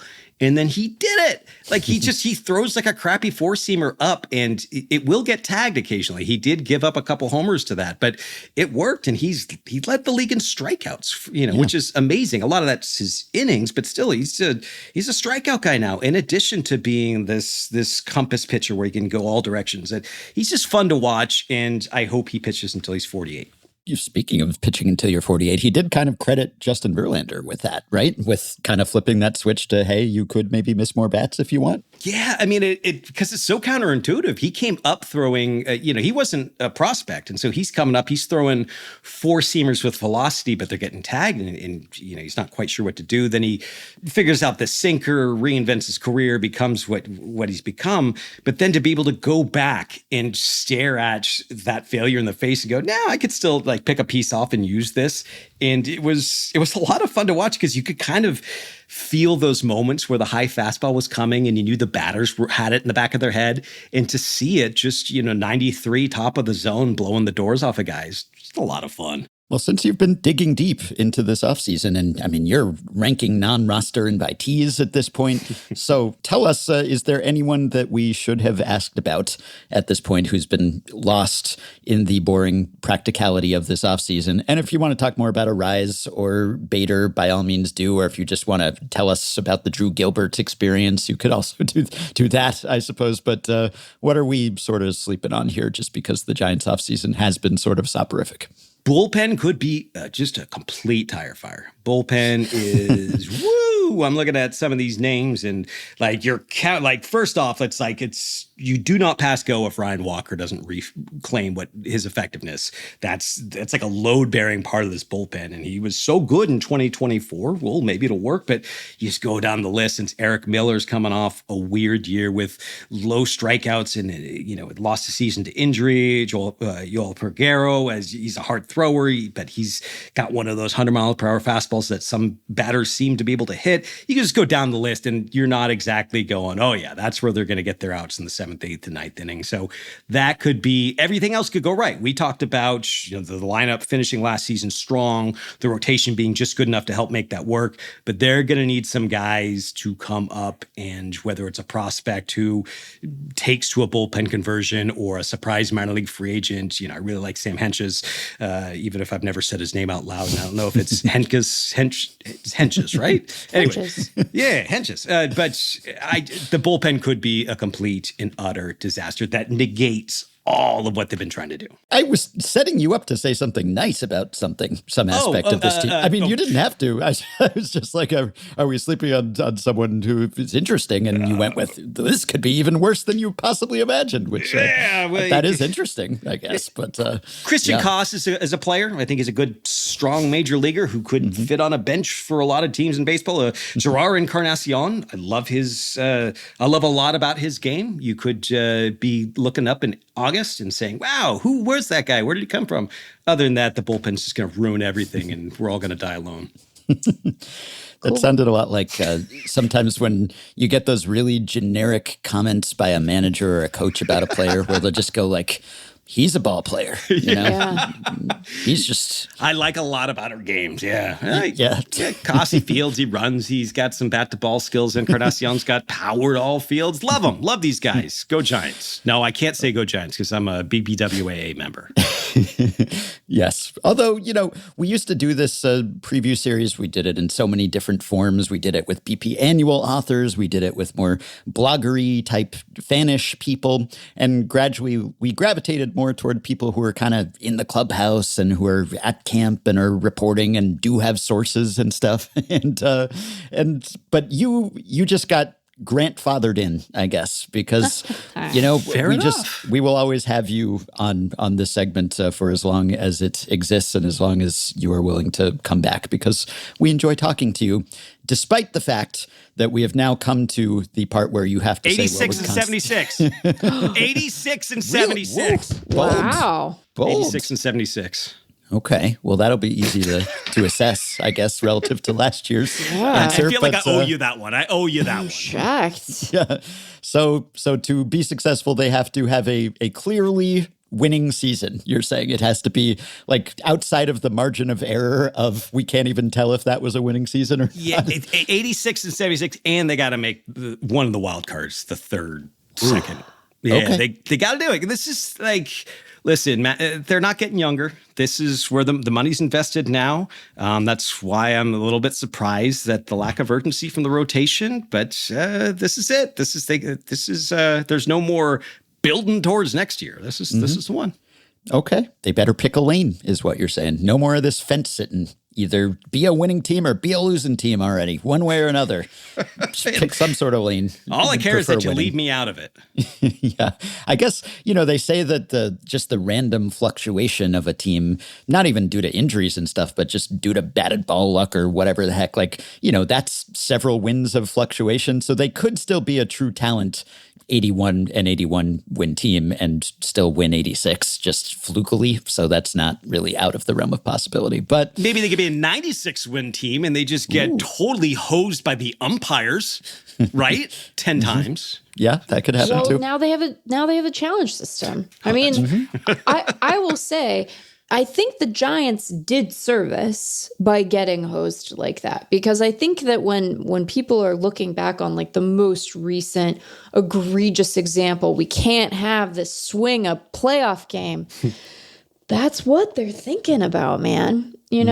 So yeah, that's the one. So they did well by getting hosed, because now we get to live in a better future. They planted trees not knowing if they'd get to enjoy their shade, but here we are. And people, they will ask me, they say, which, because I like to, I don't know if you know this, I like to collect records. And people ask me, say, if your house is on fire, which records do you take? And there's two. There's two. And one of them is, they're both the little records, the 45 records.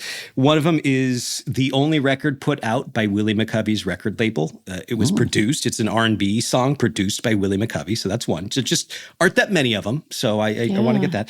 And then the other one is an autographed 45 from Canadian rapper Buck 65, who sent it to me unprompted. Just says, "Hey, Grant, love your stuff." And then underneath he puts, "Wilmer didn't go." And so for that, on a personalized autograph from an artist I really respect, it's special to me. So the Giants were a part of the larger conversation. Oh, yeah, that's nice. Yeah, that didn't happen all that often, I guess, last year. You can find Grant's alt account just about his record collection at mystupidrecords.bluesky.social. So that's something.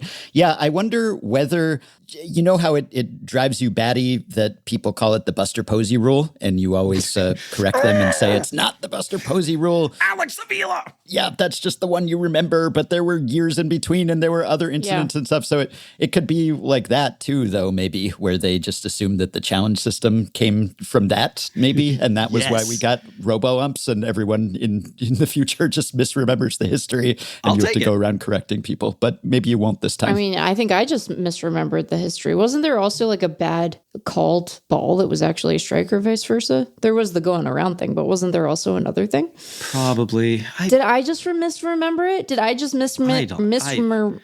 2021 is so far ago. Yeah, well, I mean, I think people will probably remember, I guess if they have to think of just like immediately before the challenge system when there was no recourse and how did people live like that, and it seems uncivilized to people in the future, it'll be maybe Xander Bogaerts and the call on him. Yeah, but the Giants would have had to make the playoffs to really have a memorably bad call go against them, which hasn't happened lately. So I'm trying to decide how I would describe the vibes of this preview. Definitely not boring practicality. How would Tony describe them as the vibes curator? I'm going to use that. I think that's a great way to describe a manager. A vibes curator? That's amazing. Yeah. It's like you're a professional writer or something. I like how you're bringing up like a playoff game that I was at watching with my whole heart and brain, and I can't answer that question. But now I'm thinking like, well, there was that call to end the season in 2020 when the Giants could have made the final playoff spot against the Brewers, but Mike Yastrzemski, like, why is that in my brain? But I don't know what happened in 2021. Did they win? They won a lot of the time, but not the last time that they played. Yeah. Okay. Well, we love you, Grant, and we hope to hear you on many more podcasts, preferably your own in some form, but we will settle for other people's podcasts as well. And we're always happy to have you on ours. So thanks for coming. You're welcome. Have you guys ever heard of the Omnibus podcast? No, I don't think so. Okay. It's a podcast. It's done by the lead singer of the Long Winters, and it was done by the host of Jeopardy, Ken Jennings, but he got too busy. So I'm going to be doing a guest episode on there about Candlestick Park. So watch your feed for myself talking about Candlestick Park. Love it. And now from an 81-win team, we move to an 82-win team. Annie Rogers on the Royals coming up. How do you calculate horror? Does it come from the heart? Should we use defensive runs saved or follow the OAA way? Who's gonna weigh in with their quips and opinions? It's effectively wild. All right, we are back, and Annie Rogers is back. She covers the Kansas City Royals for MLB.com and for the next half hour or so for Effectively Wild. Hello, Annie. Hey, how's it going? It's going okay. So we actually already asked Vinny Pasquantino what he thought about the Royals moving the dimensions at Kauffman, but maybe we can get the thoughts of someone who will not be directly affected in the way that Vinny will too. So what have you gleaned from why they made this move and what they think the effects will be? Yeah, I'm sure Vinny had tons of thoughts. I talked to him about it as well, and we'll for sure be getting his thoughts throughout the year on it. It's funny. I always tell people, like, you can feel when a hitter hits the ball as well as some do, and you think that's gone for sure, and it falls into the glove of an outfielder or even off the wall, like.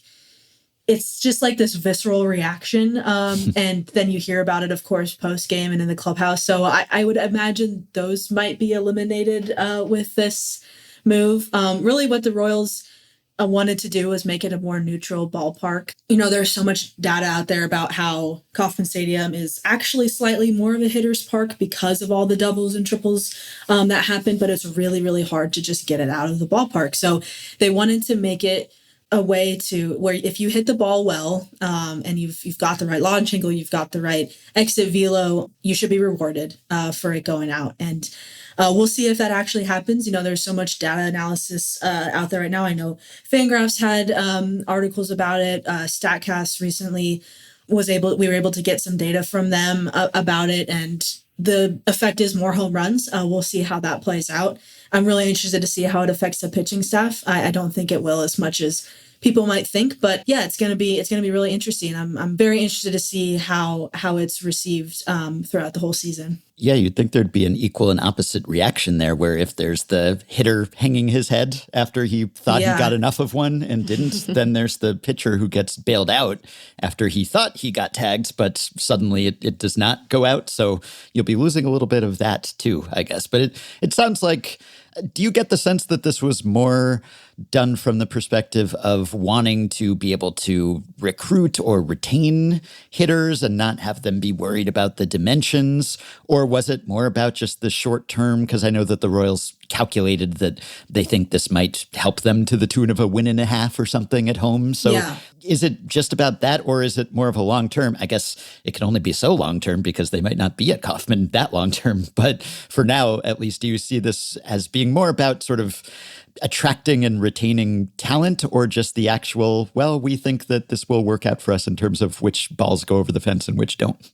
Yeah, that's a really good question. I think there's a little bit of, recruiting guys. I think I don't know, I was talking to someone about it right after, and you look at the guys who sign 1-year deals, who are trying to, almost like a prove it contract, and where they go. And maybe this allows the Royals to get a hitter who is able to do, go 1 or 2 year deal, and they're able to not be hurt by the ballpark. I don't think that was a huge factor in this. I think what really drove the Royals to doing this was that their rosters, they know what their roster is going to look like for the next few years, especially as they continue to, extend these young players that they've got, and see these guys come up. And, like you mentioned, they're going to only be here for the next 5 years in terms of Kauffman Stadium. Who knows what the next ballpark will look like, wherever that might be, downtown or North County or wherever.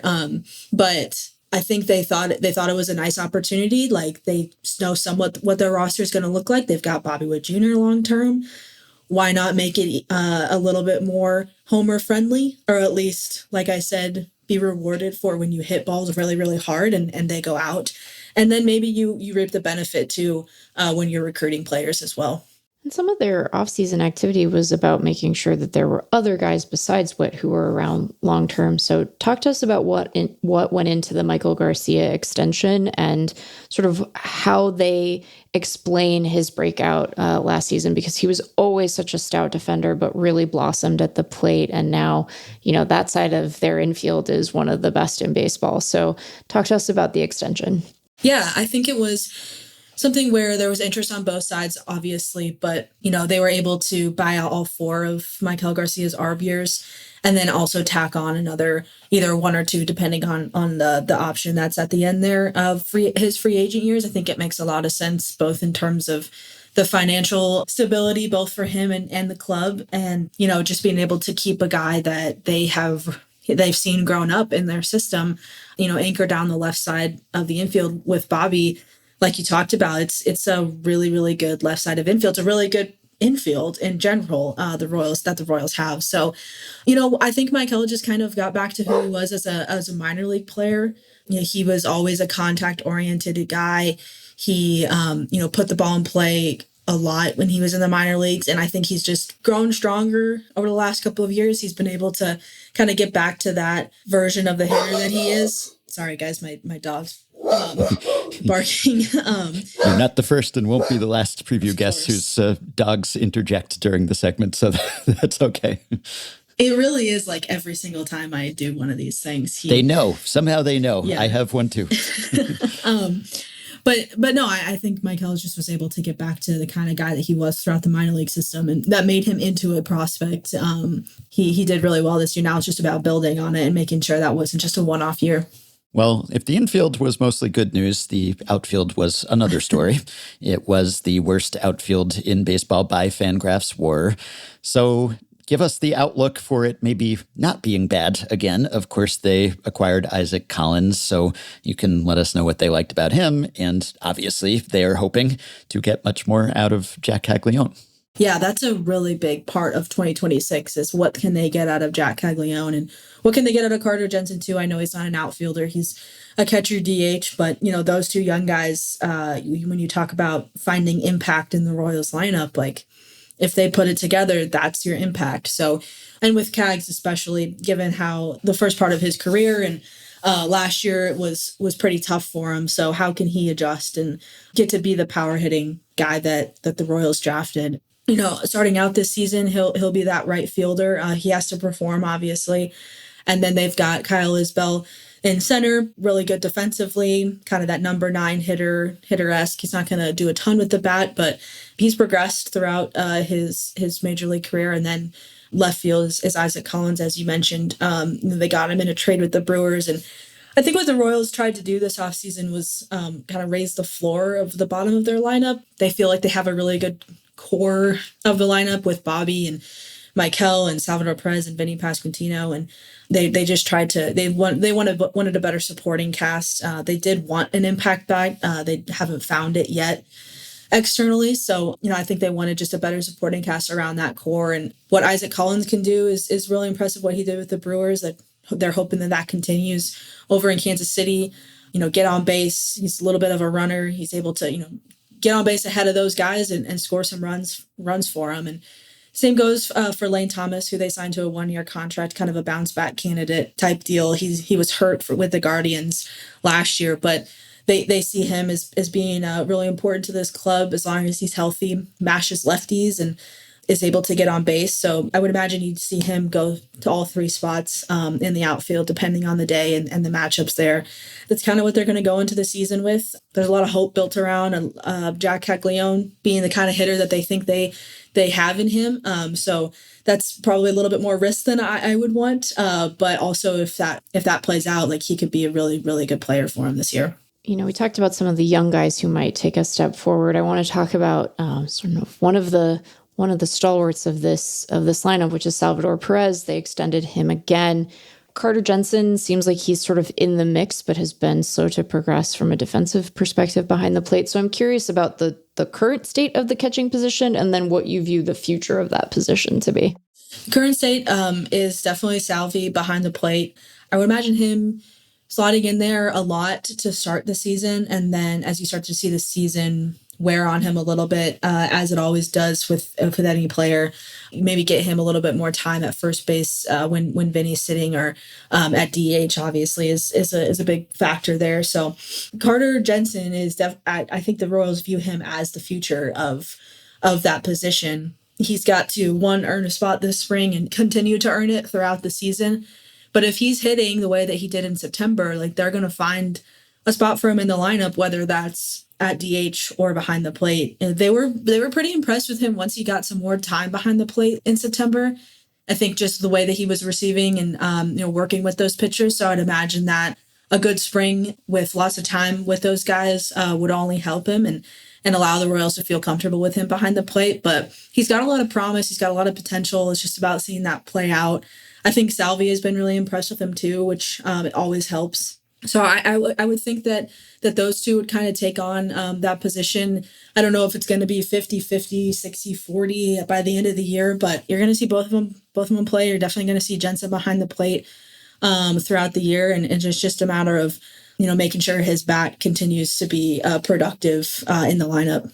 I don't know what to ask about Bobby Witt Jr. because he's just pretty much a perfect player, but it feels like that should be acknowledged here. I guess if he was perfection itself in 2024, then I guess he was slightly imperfect in 2025, but barely. He just cratered all the way down to an 8-win player instead of a 10.5-win player or something. So I don't know. Is there anything that he's still working on?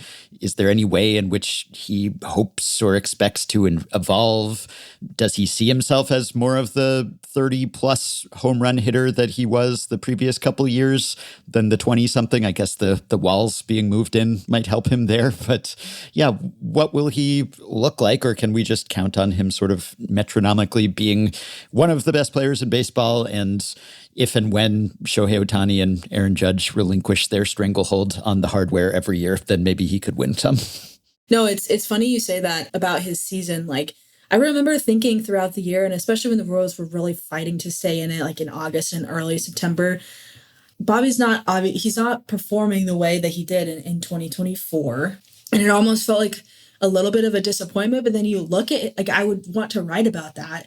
And then you would look at his stats, his FanGraphs page, and you're like, oh, actually, he hasn't been that bad. It's just like, it was a weird thing to try to explain. And I talked to him for a long time at the end of the season, just about his year. I think he was unhappy with the strikeouts going up. Obviously, that's something that he'll have to work on. But he's pointed out he still led the league in hits and doubles, and maybe the power output wasn't as much as the previous year, but his base running got a lot better in 2025. So that'll be something that he'll continue to work on. So I think it's just about like that incremental progress for him, and he's obviously established himself as one of the best players in the league, and just being able to stay consistent throughout. I think the thing with Bobby in 2025, like and he acknowledged this too, like in 2024, there were stretches of the season where he just carried the team. Like he was on a crazy hot streak, and it was Bobby's game, that he was Bobby's month. Like he kind of carried the team throughout these stretches. And I don't think he ever got to a point in 2025 where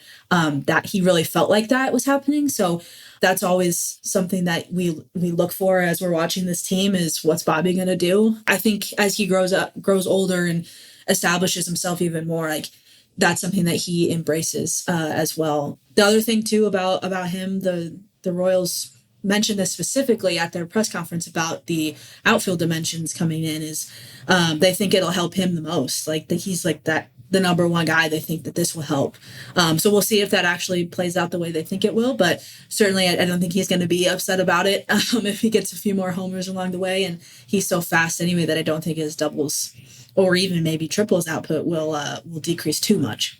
Last year was a bad year for Royals pitchers as it pertained to their left rotator cuffs. Both Cole Reagans and Chris Bubich were felled by that at various points. I'm curious sort of what the state of those two guys is. Obviously, Reagans came back at the end of the season. I think that Bubich was cleared to pitch over the offseason. But where is he in his process? And then sort of what are you expecting out of those two guys? Because I think that a theme of these recent previews with the Royals has been us being sort of pleasantly surprised by how strong their pitching has been. And obviously last year had good performances, but ones that were curtailed by injury. So give us the latest and greatest on those two guys. Both are expected to come into spring healthy. Obviously, we'll have to see, how their workloads play out throughout spring. I feel a little bit better about Reagans just because he was able to come back at the end of the year. Like a healthy offseason from the start is much different than one where you're still kind of building up throughout those fall and winter months. But everything I've heard is that Bubich is ready to go and is expected to be full go by the start of spring. So we'll see how that all plays out. But I would expect those two to, if they are healthy, continue to lead the rotation. The biggest thing about the 2025 Royals was the health of the lack of outfield production, but also the health of the rotation. I mean, all 5-6 of those guys spent time on the injured list at some point in the year, and it was in dire. It was dire for a little bit there in the middle of the year. We had no idea who was going to start like the next day for a very long stretch of June and July. And then Rich Hill rode in. The cavalry arrived. Our hero summoned in his hour of need. Yeah, it was.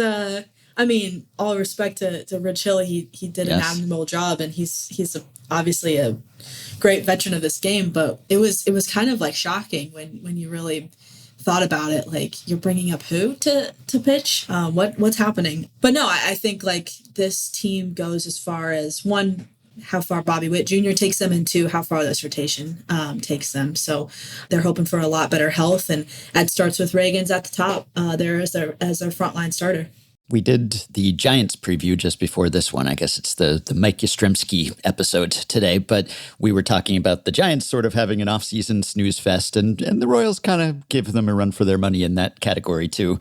They made some extensions we talked about. They did acquire Matt Strahm, and Lane Thomas is here. There was not a lot of splashy stuff happening, and to their credit, the Royals have had some aggressive off-seasons and seasons in the past few years. We talked about the Collins trade and Mears too, but do you think they ever came closer to some more momentous move that we would have led this preview segment by talking about? Or was there a player who seemed like a perfect fit and fans were fantasy casting him for a particular position and it didn't pan out? Or were there any sort of, we tried, we made an offer instances? I think if you ask fans, there's a couple of guys who come to mind there that they really wanted.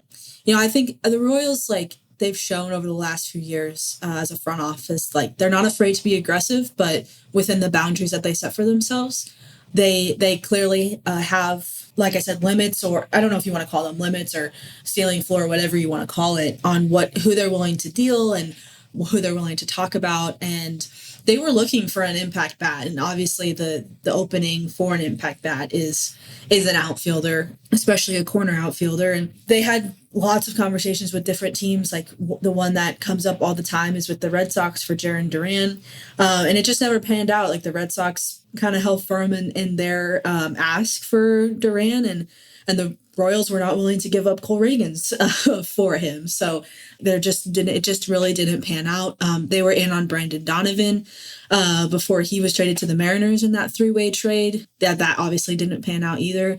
I think they stuck to their guns. These other teams were sticking to their guns, and it never matched up. It'll continue to be a storyline and continue to be a search for them throughout the year. Like, we'll continue to talk about how they're probably going to need some power in the outfield. Unless Jack Caglione goes off and becomes that impact power outfielder, this is gonna follow them into the trade deadline and beyond until they're able to fix that problem. So I know nobody likes to hear well, they tried, because it obviously didn't pan out. And who knows? I think the Royals have been willing to talk about things throughout spring training too, but we'll kind of see how that all plays out. I just think they were really they were very set in what they wanted to do and who they were willing to part with, and it just never matched up. Yeah, only FanGraphs writer Davey Andrews likes to hear "we tried," because then he can add it to his "we tried" tracker and he can publish posts about it. So good content for him. Ben mentioned Nick Mears and Strom. I mean, we can talk about the bullpen because, they obviously brought in those guys. They brought in Alex Lang. Trading with Philly has been sort of a fruitful exercise for the Royals as it pertains to their bullpen. But I'm curious sort of how you think that unit is going to shake out behind Carlos Estevez and what your expectations are for that group. Yeah, there's going to be some competition in spring. The back end is pretty fixed. You've got Estevez, Lucas Ursig, Matt Strom. Those middle innings are probably going to belong to John Schreiber and Nick Mears. And Lang, if he's healthy and throwing like he did with the Tigers a couple years ago, the Royals are going to love having him. Whether it is the 6th, 7th, or 8th, they need some more guys who can strike people out. That was really lacking in their bullpen last year. So that was a focus for them this offseason. But there's gonna be some competition for those last couple of spots. I think they need another left-hander. So they've got Daniel Lynch coming back. He'll be competing for a spot. I wouldn't be surprised to see a starter who doesn't make the rotation maybe move to the bullpen. Someone like Bailey Falter, who's a lefty. I would imagine they would want Stephen Kolek and Ryan Bergert, who are starters, to be in AAA for that depth if they don't make the rotation, but you never know as the season kind of progresses. But there's going to be some competition. I think, like I said earlier, they want some swing and miss in their bullpen. That's why they targeted the guys that they do. Strom brings a little bit of that. Mears brings that, and Lang too, if he's able to show that he's healthy. So those guys who are able to compete for those last couple of spots, I think that'll put them ahead. The two guys I'm watching in those competitions, Steven Cruz and Luinder Avila, they showed really good stuff in a small sample size last year. I think they could turn into some really promising guys in the bullpen for the Royals. Sticking with the theme of extensions, the Royals extended Seth Lugo last summer when he was considered a possible trade candidate, and they doubled down instead. And if you look kind of under the hood, I guess there are some worrisome signs. He was certainly extremely homer prone last year. So do they think he can keep up this act and the success that he had in his first season in Kansas City? I guess they do, or they wouldn't have wanted to sign up for more. But there were some sort of concerning indicators, perhaps, in the second season. I think a lot of that had to do with health, and not to blame everything on injuries, because you're definitely right. There was some underlying stuff that kind of raised some eyebrows, but he was not right in August and September before he landed on the IL that ended his season. But there was something going on. I don't know if it was his back or something else. I think there was probably more injury concern than they were like publicly saying, than Seth was publicly saying. Health is paramount for him, especially given his career and the age he's at now. I think the Royals are optimistic about the innings that he can put together. Kind of going out every fifth day, being a guy who can really eat innings for them. I think they like him as that person, him and Michael Wacha as those guys in the rotation. And then just the homers need to come down, which is kind of interesting. Like with the fences coming in, like how much is that going to affect things for him and for Wacha too, I think. But I guess we'll see. Clearly, the Royals didn't think it was going to affect them as much as one might think, but we'll see what happens. Noah Cameron came up and threw, 138 innings and had a pretty good ERA. His FIP was less sterling, I think in part because he just didn't strike a bunch of people out. Year 2, what are you expecting out of Cameron? Yeah, this is one of the things I'm really interested in for 2026 is how he adjusts, how hitters adjust to him and he adjusts back, or if there's going to be regression there for Cameron. I think he would probably admit to, like, he probably got away with a lot of things throughout his rookie year, and he still did really well. I mean, you mentioned the innings and the ERA, like it was a phenomenal year for him. So it wouldn't surprise me if it's a little bit more challenging for him this year, just given what the league will know about him, especially the division. But it also wouldn't surprise me. I mean, he's just like he's a really smart guy, and he's always like gotten things done on the mound throughout his minor league career, and then last year, that's kind of, I don't want to say surprised me in a way, but just changed my view on him, So I wouldn't be surprised too if he's able to stay in the rotation the whole year and continue to make those changes and those adjustments necessary. He got a little tired at the end of the year. His arm needed a break, so it wouldn't be surprising to me to kind of see them tinker with his schedule, his workload a little bit, especially given their depth that they have. But yeah, I think he's got a lot to build on from 2025, and he's got the cast around him to learn from, whether it's Reagan's or those veterans like we mentioned with Lugo and Wacha.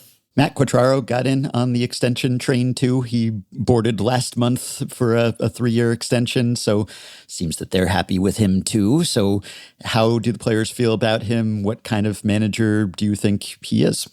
Yeah, the players really like you. He's such a low key like personality. I think it takes a little bit of getting used to, both for like media people and then I think players too almost. But the players, like I've received really good feedback on him every time I ask. They like the way he runs the clubhouse, like the way he runs the dugout.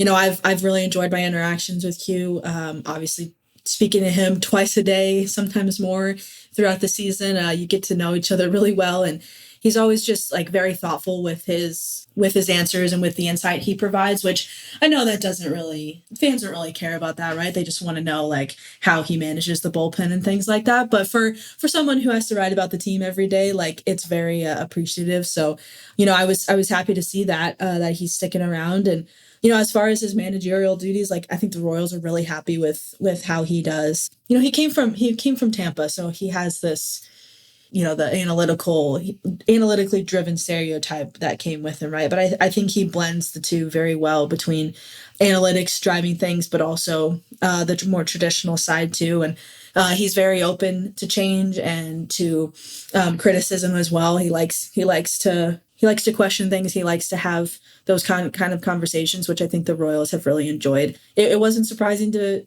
me at all to see that, just given what I know about the club and what I know about his relationship with the front office. Everyone has been really happy with him, and he has a very good track record in Kansas City. And if he's open to change, I guess that's good, because there was some change on his coaching staff and some turnover among the hitting coaches. Every team has 3 hitting coaches now, so it's just 2 or assistant. More. Yeah, at least minimum. Why not? The more the merrier. But a couple assistant hitting coaches out, a couple hitting coaches in. What was driving that change? I think the Royals just needed some new voices. I think things got pretty stagnant by the end of the year, and they just wanted to shake things up a little bit on the staff. They hired Connor Dawson from the Brewers, Young guy, very analytically driven, very in tune with swing mechanics and all that stuff. And then they brought in Marcus Thames, who's a more veteran coach, obviously has the big league experience. So it's pretty clear what they're trying to balance there, right, between those two. And with Alex Zumel leading the helm on the hitting side, like the players love Zumi. And especially when your 4 best hitters all go to bat for Zumi throughout the whole season, I think that's when the front office really listens to that. I think they really believe in the vision that Alex Zumwalt has laid out for this hitting staff and for the players. So it's just about having, like we talked about on the lineup, a better supporting cast around him. And we'll see what those two do to impact it. But I think you can kind of see what they were trying to do with the different voices, different strategies and ways of thinking, bringing those two in. We alluded earlier to the lease expiring at the end of the decade and what could happen at that point.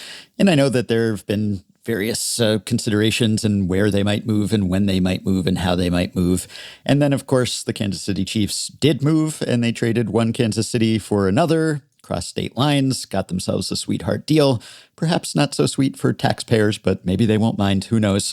So there was some suggestion that maybe the Royals would try to work out something similar and maybe use that as some sort of template to get their own deal done. Where do things stand now with where they hope to move? That is a big thing going on, and there's very little info available, which is kind of crazy. It's been such a long saga. It's dragging on and on and on. The Royals are still not close to finding a location for their new home. So and they're kind of running up against the clock right now.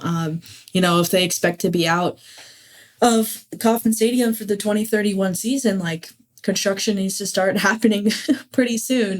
These ballparks take a long time to build, and there's all sorts of construction messes that come up. And publicly they've said they're looking at 3 different locations. They still have options on the Kansas side, according to owner John Sherman, who we talked to just this past I guess it was 2 weekends ago, or no, it was last weekend at Royals Rally. Even though there was interest in this one site in Overland Park, they've done away with that. They're not going there. But Sherman said there are still options available in Kansas. They're also looking at North County, Clay County in North Kansas City, and then downtown Kansas City in Jackson County. So we'll kind of see how they think about that, what they decide. But certainly the clock's ticking for them to decide and start building. Well, if John Fisher were here, he'd say, 2029, 2031, you got plenty of time. You'll figure it out. Yeah, it's an eternity. Yeah, no. Especially, the Royals are looking for a spot where they can not only build a ballpark, but a ballpark district. So they want to model it after the Battery in Atlanta. And, it takes time to build that stuff. Mm-hmm. So we always close by asking what would constitute success for the team in the upcoming season. But I do want to ask just how they assessed their success last season, too, because when you go from 56 wins and last place to 86 wins and the playoffs, that's historic. That's improbable. And you look at the history of teams that make that huge a year-over-year improvement, almost inevitably they go backward. It's regression to the mean. It's the Bill James plexiglass principle, whatever you want to call it. And it happened to them too, but they didn't go far backward, And so it's almost a victory to just gain 30 wins and then only give back 4. But I know it probably doesn't feel like that because you go from making the playoffs to missing the playoffs. And of course, you always want to build on your previous success. So did they sort of see it as, well, it's a consolidation year and at least there's a stable foundation here and we were 500-ish and it could have gone backward by more? Or can they not really look at it that way because once you get back to the promised land, you want to stick around? Yeah, I think if you ask anybody in the organization, they're going to say that last year was a disappointment because they didn't make the playoffs again, which I understand. And then if you start to prod a little bit more and ask for more context, they'll probably concede that it wasn't a total failure because this is an organization that has historically not won a lot. And so any time you finish over 500 is going to be something that you strive to do and are proud of. the fact that they did finish over 500, given the, like we've talked about all this whole time, is the lack of outfield production, the injuries that hit not only the rotation, but in the bullpen. Like the fact that they finished at 82 wins in 2025 is pretty remarkable, because I wouldn't have told you that in July or August, to be honest. So they stayed in it. And I think that's admirable. I do still think like that kind of falls on deaf ears when you made it to the postseason and had all this momentum and then didn't follow up on that, like you said. So in terms of their evaluation, I think they obviously think they have a strong foundation and a strong core of their team, both on the hitting side and the pitching side. And now it's just about building around them, making sure those guys are set up for success and making sure that they feel supported with the margins of the roster as well. So I hesitate to say it was a total failure for the Royals, given their history as an organization. But I'll tell you that there was a lot of disappointed people at the end of the year within the organization that they were going home. Well, as we talked about earlier on the episode, the Giants would take an over 500 season. So, could be in their boat. But for this year, though, is the standard for success just being further above 500 than the minimum one can be above it? 82 wins? Is it about making it back to the playoffs? Is it about the core, figuring out the outfield, just sorting things out long term? How should they gauge their success in 2026? I think it's all about the postseason. It's making it back there.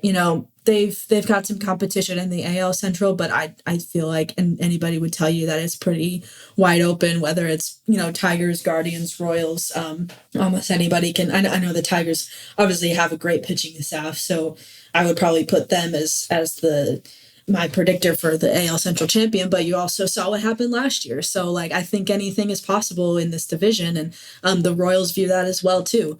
So I do think it's make the playoffs first. It's win the division if you can. And then just on the margins too, I think they would love to figure out what they have in Jack Caglione and Carter Jensen on the hitting side. I think they would love to continue to have that foundation in the rotation that's the core of this team pretty much, and start thinking about what that looks like long term. So I think there's definitely things they want to figure out, but the players, they're all eyeing the postseason at this point. Well, you can read to find out whether that happens and everything else that happens to the Royals with the Royals this year at Royals.com, MLB.com, where you can find Annie Rogers' coverage. Thank you very much, Annie. Yeah, thanks for having me on. And thanks to your dog for keeping so quiet for the rest of the interview. That was wonderful. Really did a good job. I think the mailman just walked by, so he has to make his appearance. Yeah, that wasn't unprovoked. I mean, the mailman comes. What do you expect? So that's exactly. Understandable. Yep.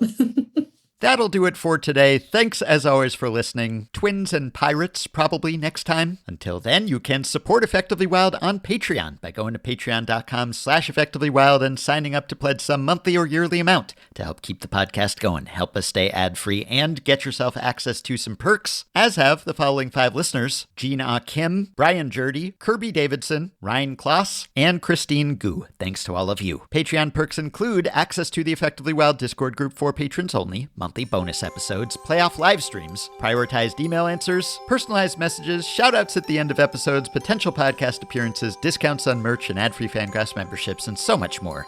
Check out all the offerings at patreon.com/effectivelywild. If you are a Patreon supporter, you can message us through the Patreon site. If not, you can contact us via email. Send your questions, comments, intro and outro themes to podcast@fangraphs.com. You can rate, review, and subscribe to Effectively Wild on Apple Podcasts, Spotify, YouTube Music, and other podcast platforms. You can join our Facebook group at facebook.com/group/effectivelywild. You can find the Effectively Wild subreddit at r/effectivelywild. And you can check the show notes in the podcast post at FanGraphs or the episode description in your podcast app for links to the stories and stats we cited today. Thanks to Shane McKeon for his editing and production assistance. We hope you have a wonderful weekend, and we will be back to talk to you next week. Where do you go in a world of bad taste? For the good takes on baseball and life, with a balance of analytics and humor, philosophical musing, effectively wild, effectively wild, effectively wild.